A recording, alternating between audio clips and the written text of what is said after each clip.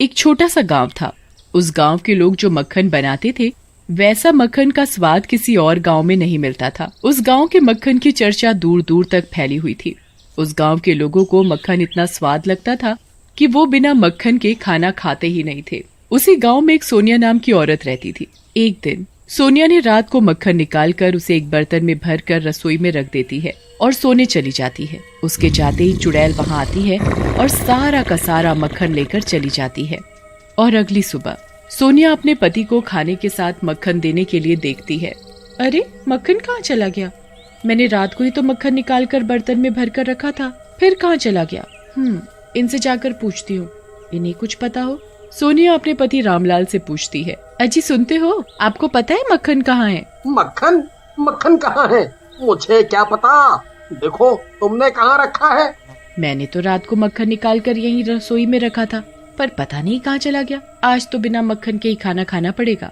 फिर रामलाल बिना मक्खन के ही खाना खाकर ऐसे ही अपने काम पर चला जाता है। ऐसे ही जब शाम हो जाती है तो सोनिया फिर मक्खन निकालने लगती है और मन ही मन सोच रही थी, आज मैं इस मक्खन को छुपा कर रखूंगी, देखती हूँ फिर कैसे गायब होता है। सोनिया जब मक्खन निकाल लेती है तो उसे एक बर्तन में भरकर अलमारी में छुपा कर रख देती है और सोने चली जाती है। और अगले दिन, भाई जल्दी खाना लगा दो, बड़े जोरों की भूख लगी है। कल मक्खन नहीं खाया ना तो पेट ठीक से नहीं भरा। जी अभी लाई। सोनिया थाली में खाना निकाल कर रख देती है और जैसे ही वो मक्खन निकालने के लिए अलमारी खोलती है, हे भगवान, यहाँ तो मक्खन ही नहीं है। ये क्या हो रहा है? मैंने तो मक्खन छुपा कर रखा था, फिर कहाँ चला गया? सोनिया बिना मक्खन लिए रामलाल के पास खाना लेकर चली जाती है और उसे खाने के लिए देती है। ये क्या? खाने में तो मक्खन ही नहीं है। मक्खन कहाँ है? पता नहीं कहाँ चला गया। रात को ही तो मैंने निकाल कर रखा था, पता नहीं कहाँ चला गया। मुझे लगता है कोई हमारा मक्खन चोरी करके तो नहीं ले जाता। बिना मक्खन के तो खाना स्वाद ही नहीं लगता। आज फिर बिना मक्खन के खाना पड़ेगा। रामलाल आज फिर बिना मक्खन के ही खाना खाकर चला जाता है। ऐसे ही गांव की एक औरत पूनम रात को मक्खन निकालकर रसोई में रख देती और सोने चली जाती है। उसके जाते ही चुड़ैल वहां आती है और सारा मक्खन चुरा कर एक गुफा के अंदर चली जाती है और उसका पुतला बनाने लगती है। अब मैं इस मक्खन से पुतला बनाऊंगी। चुड़ैल जब मक्खन से पुतला बना लेती है तो उसे देखकर जोरों से हंसने लगती है। बस इस पूर्णमासी की रात को इन पुतलों में जान डाल दूंगी और ये सभी पुतले भूत बन जाएंगे और फिर मैं इस पूरे गांव पर राज करूंगी। इसी तरह चुड़ैल रोज रात को उस गांव में आती। जब सब लोग सोए हुए होते तो वो चुपके से मक्खन चुरा कर अपनी गुफा में चली जाती और उस मक्खन से पुतला तैयार करती। पूनम अगले दिन अपने पति जग्गू को खाने में देने के लिए मक्खन देखती है। हाय राम, यहाँ तो मक्खन ही नहीं है। लगता है रिंकू से रुका नहीं गया, वो सारा का सारा मक्खन अकेले ही खा गया। ये रिंकू भी ना। और फिर पूनम अपने पति जग्गू के पास बिना मक्खन के ही खाना लेकर जाती है। ये क्या? खाने में मक्खन नहीं है? वो लगता है रिंकू खा गया होगा। मैं अभी सोनिया भाभी से मक्खन मांग कर लाती हूँ। पूनम सोनिया के घर मक्खन मांगने जाती है। सोनिया भाभी, थोड़ा मक्खन मिल सकता है? वो क्या है ना, आज लगता है कि रिंकू सारा मक्खन खा गया है।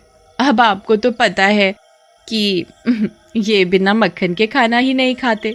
सोनिया हिचकिचाते हुए, अब तुम्हें क्या बताऊं, मेरे यहाँ भी मक्खन नहीं है। पता नहीं कौन मेरा मक्खन चुरा कर ले जाता है।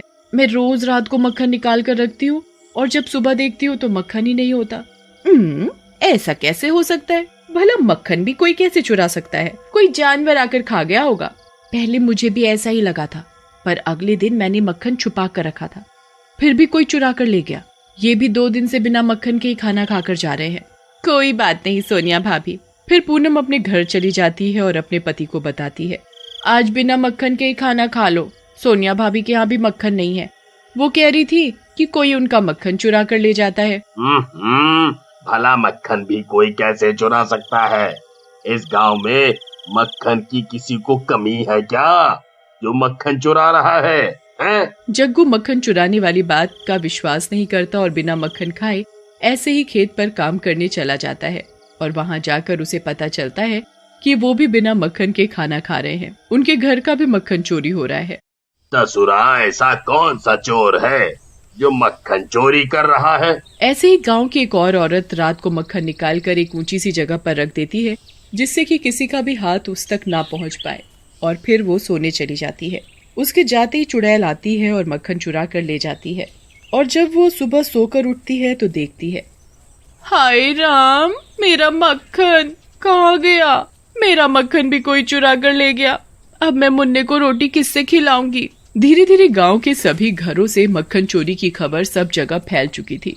सभी लोग आपस में बातें करते हैं। यार, समझ में नहीं आ रहा कि कौन हमारे घरों का मक्खन चुरा रहा है।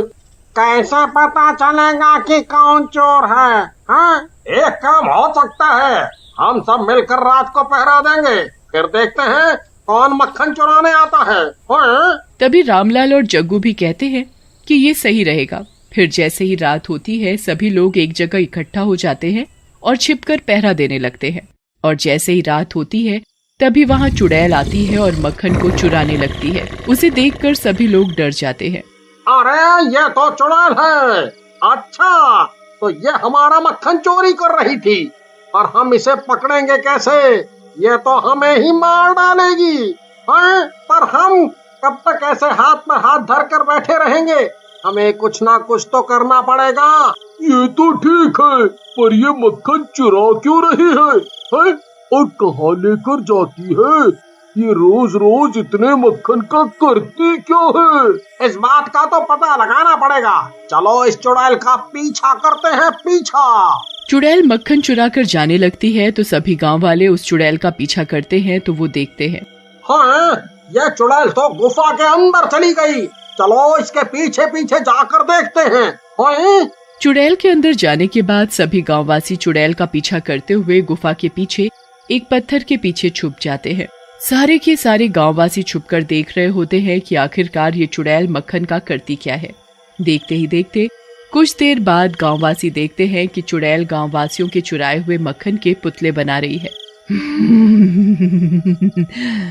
कल पूर्णमासी की रात है।